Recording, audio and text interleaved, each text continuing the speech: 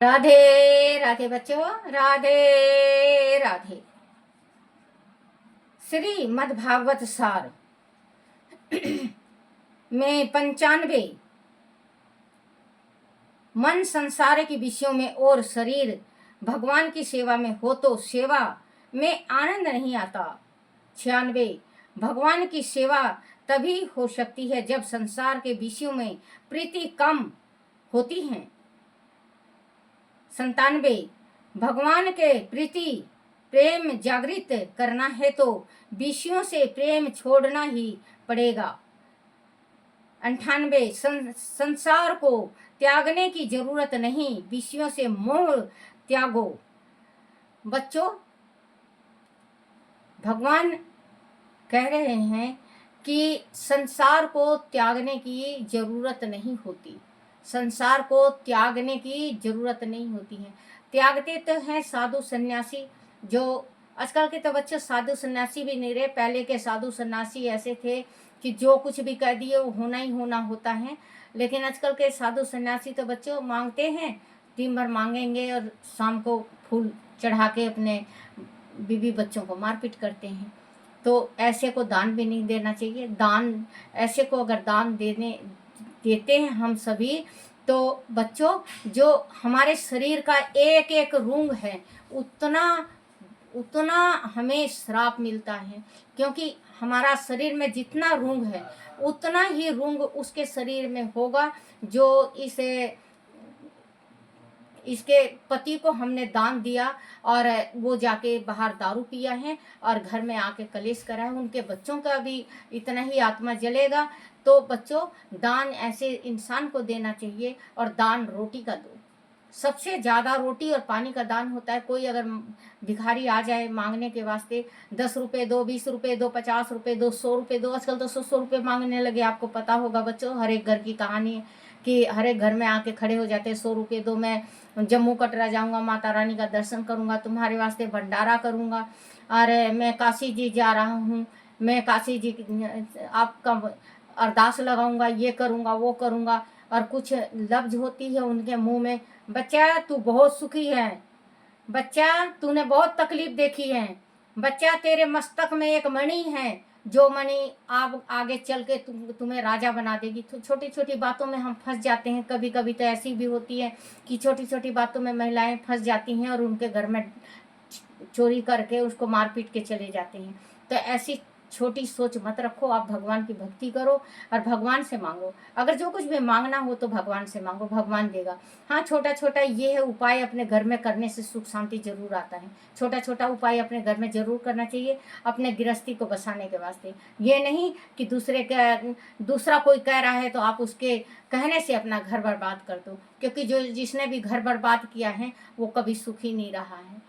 कहते हैं, भगवान ने भी कहा है कि आसमान पे 2 सितारे एक साथ नहीं चमकते, एक ही सितारा रहता है। तो भगवान जिस टाइम हमारी जोड़ी बनाता है तो उसी पति के साथ रहो, चाहे कैसा भी हो। आप ढाल सकती हैं, एक स्त्री चाहे तो क्या नहीं कर दे, पुरुष को, अपने पति को अपने बस में कर सकती हैं। तो कहते हैं कि भगवान से मांगो। अगर आप किसी से मांग रहे हो और वो मना भी कर देता है, लेकिन 10 के कान में जरूर जाएगा, फलानी आई थी मांगने आज, ढिकमा आया था आज मांगने, मेरे पास तो है लेकिन मैं मना कर दिया। सॉरी बच्चों, थोड़े गले में आज मेरी तकलीफ है, क्योंकि नकली नली चढ़ी हुई है बच्चों, इस वजह से तकलीफ रहता है।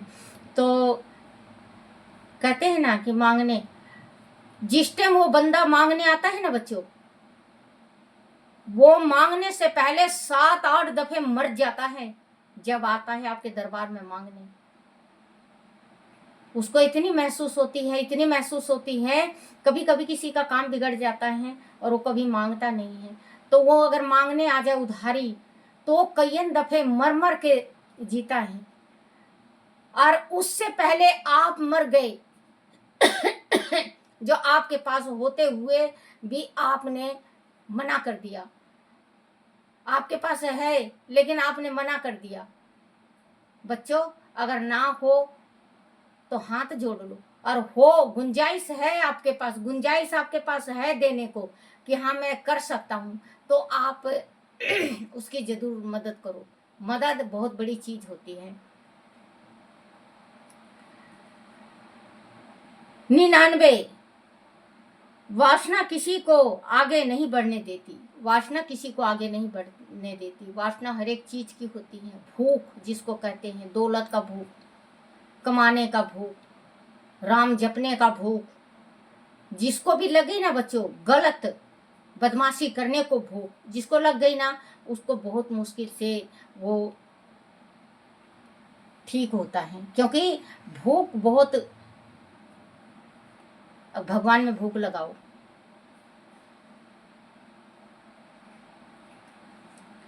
सो उत्तम से उत्तम वस्तु भगवान को अर्पण करना ही भक्ति है।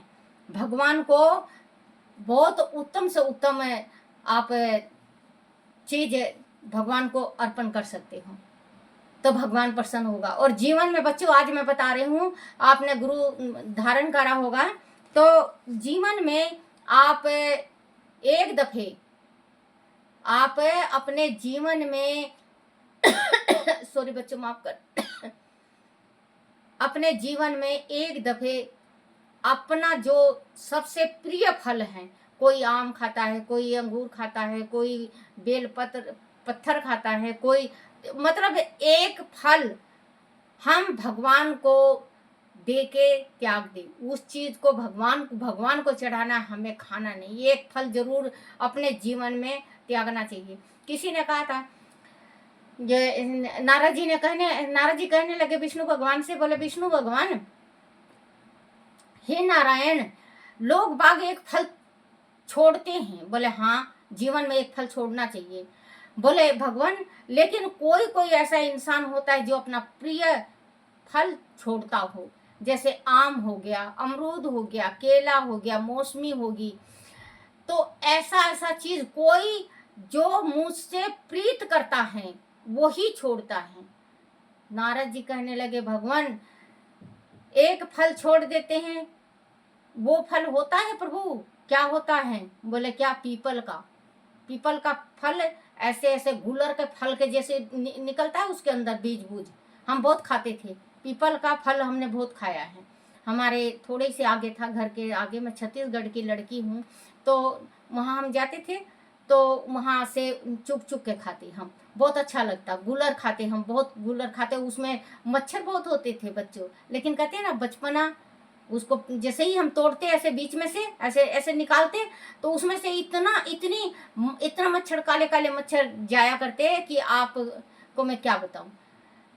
तो वो फल हमने बहुत खाया है।